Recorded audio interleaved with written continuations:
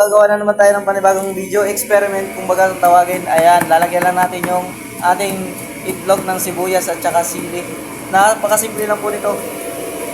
At saka siyempre, unahin natin, lagyan na natin ng mantika at saka prituin na natin yung ating itlog.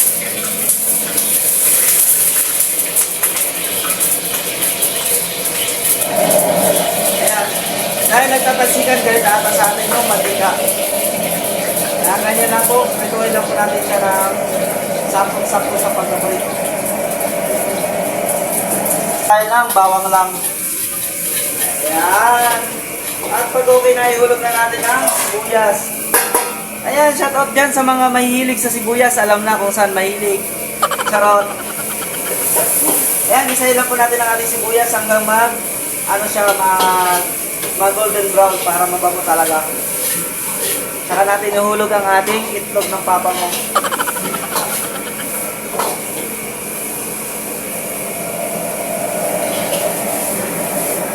Ayan, dahan-dahanin nyo.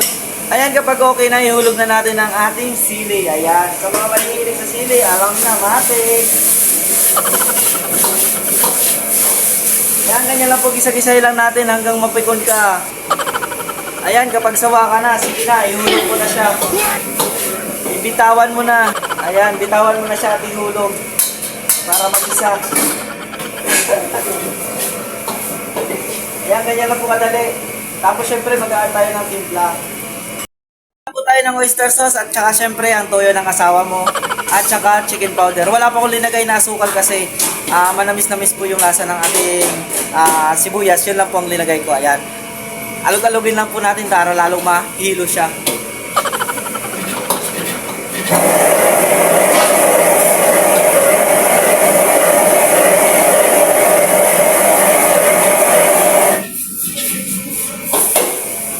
Ayan, nakikita nyo, tinatakan na ng kasama ko, tapos na po ang ating linutong gisado na mayroong itlog at saka sibuyas. Simple lang po yan, pero dinagyan ko lang ng konting pampasarap.